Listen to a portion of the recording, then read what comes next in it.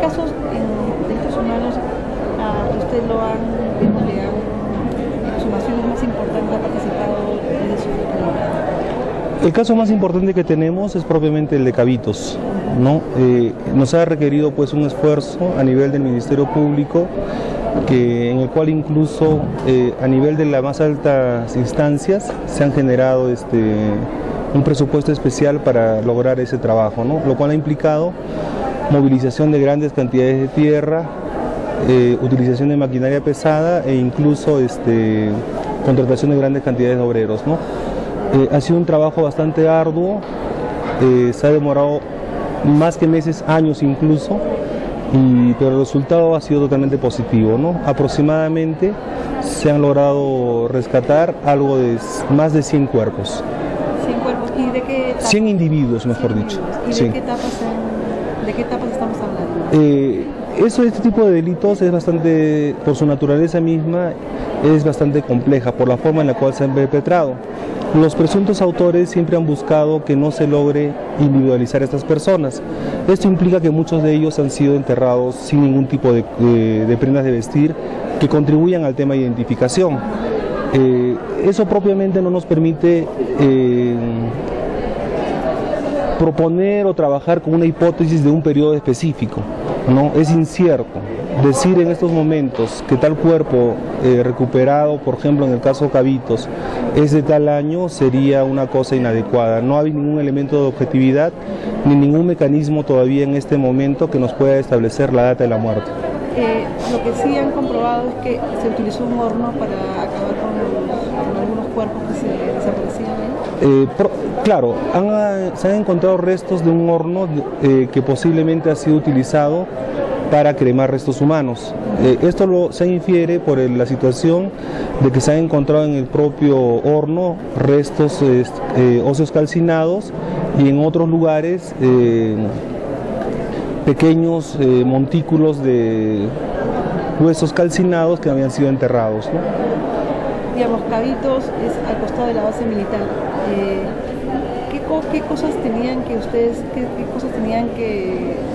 óbices tenían que superar para poder hacer una exhumación tan masiva o tan grande?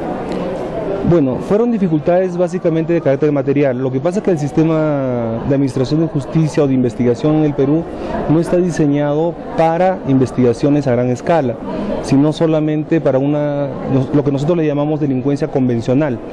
Tal es así que para investigar, por ejemplo, organizaciones criminales o eventos de grandes magnitudes, generalmente a nivel del Estado, ya sea Fiscalía o Poder Judicial, se crean subsistemas.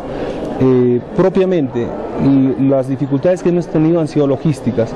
En eso también, al menos yo desde que estoy, que es del año 2006, en honor a la verdad debo decir de que nunca ha habido interferencia o dificultades que nos hayan puesto las Fuerzas Armadas para el desarrollo de su trabajo. Siempre le han abierto las puertas.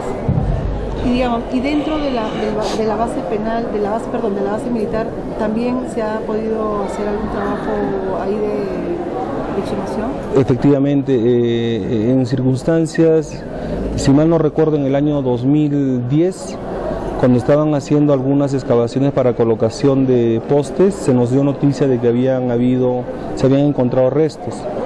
Cuando nos hemos constituido y hemos verificado, resultaba que la información había sido falsa. Sin embargo, posteriormente, en un trabajo que estaba realizando el propio ejército, se logró hallar un individuo, ¿no? El cual se recuperó y se dispuso de que se continúe con la labor que venían realizando.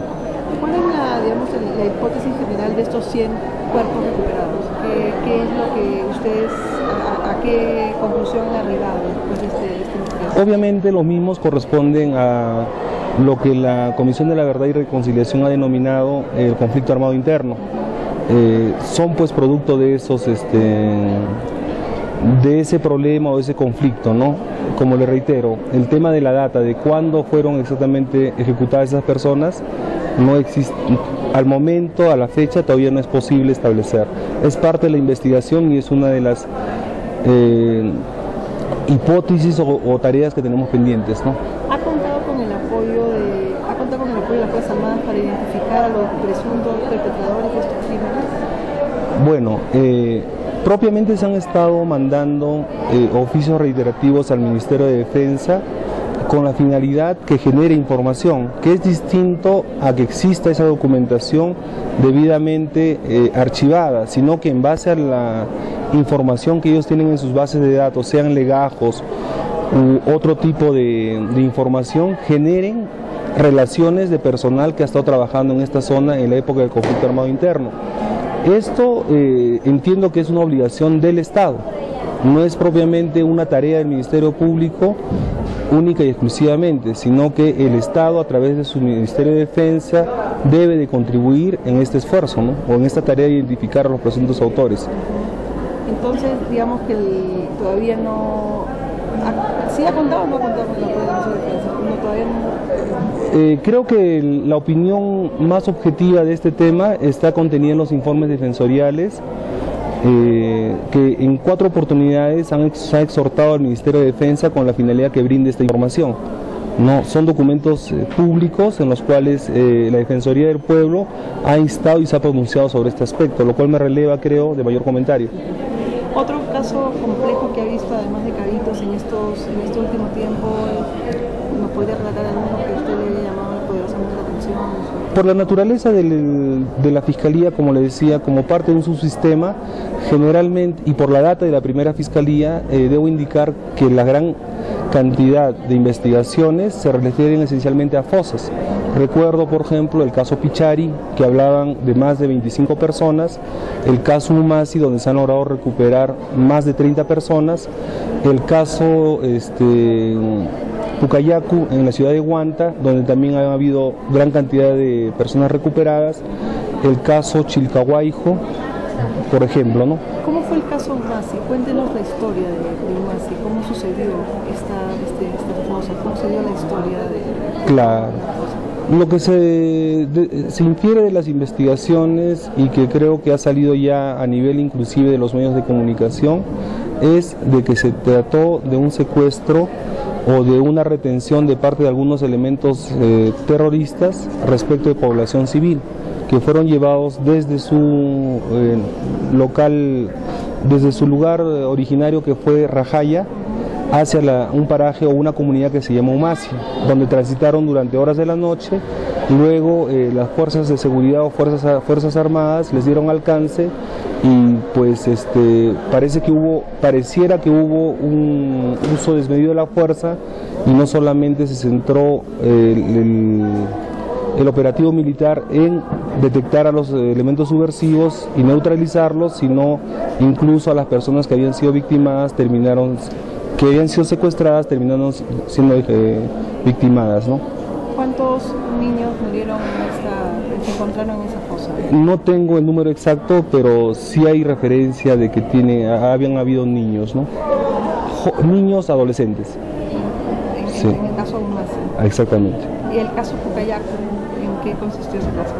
Propiamente, en ese caso, como funcionaba en el estadio de Huanta, propiamente las Fuerzas Armadas, específicamente la Marina, lo que sucedió fue de que tenían al parecer gran concentración de personas detenidas, y ante la posible visita de una comisión desde la ciudad de Lima con la Fiscalía de la Nación, optaron por victimar a estas personas y enterrarlas en una fosa, ¿no? Eso también genera mayor dificultad porque no hay un dato exacto de la procedencia de dichas personas. Inclusive al haberse realizado las pruebas de ADN, solamente se ha logrado identificar un número mínimo pequeño de personas, ¿no? En estos años, su Fiscalía, ¿cuánta gente ha podido exhumar, digamos? ¿De cuántas personas estamos hablando? Yo asumo la Fiscalía desde el 1 de noviembre del año 2006. A la fecha, con las limitaciones de personal, las condiciones geográficas en las cuales desarrollamos la labor, que es uno de los departamentos que forman lo que se denomina el Triángulo de la Pobreza, en el cual obviamente no existen accesos vía carretera a todas las comunidades. Pese a todas esas dificultades y escasez de personal, también se ha logrado recuperar aproximadamente 640 cuerpos, ¿no? Esto, si lo tomamos como referencia a otra fiscalía de la misma, que realiza la misma labor en esta ciudad de Ayacucho, en este departamento de Ayacucho, es una diferencia de más del 50% de esfuerzo que se ha realizado en esta fiscalía a mi cargo. La carga de trabajo, digamos, hace que su labor esté digamos, su fiscalía haya sobrepasado la carga laboral. Obviamente, el tema de la sobrecarga es también un tema que ha sido recogido por la propia Defensoría del Pueblo, donde se ha recomendado a la propia institución, a sus máximas instancias, que se fortalezca a nivel de personal. Un tema adicional que yo le podría manifestar es el tema de la seguridad. Quien habla también a la fecha viene conociendo casos de terrorismo que se perpetran en el BRAE, ¿no? Tal es así que se han logrado, por ejemplo, judicializar casos actuales de terrorismo, ¿no? ¿Con José, vinculados a José? Obviamente al Comité Central, a los mandos de Sendero Luminoso, se han hecho trabajos con la finalidad de identificarlos y judicializar contra ellos, tanto a modo de organización como en acciones específicas, ¿no? ¿Qué lecciones puede aprender el país de este trabajo que está haciendo el Ministerio Público en estos últimos años? ¿Qué lecciones la Fuerza Armada, qué no se puede hacer en un conflicto de ese tipo? ¿Qué lecciones se tienen que aprender de lo que se hizo en esos años de conflicto armado interno desde el Estado? Bueno, creo que las lecciones, al menos de parte del propio Estado, sí se han venido aprendiendo o se han venido asimilando. ¿A qué me refiero? Por ejemplo, en las actuaciones contraterroristas que se desarrollan a la fecha en el BRAE, muchas veces ante enfrentamientos sí se tiene en consideración a la autoridad civil representada por los fiscales a los cuales se nos comunica para que asumamos la dirección de las investigaciones. Entonces es una diferencia sustancial a lo que sucedió en el conflicto armado interno, ¿no? Donde pues se han producido una masiva violación de los derechos humanos. Eso es un aspecto, por ejemplo, que a la fecha no se puede decir que existe, ¿no? Y creo que es una lección aprendida y muy importante para las fuerzas del Estado, ¿no? Muchísimas gracias. Gracias.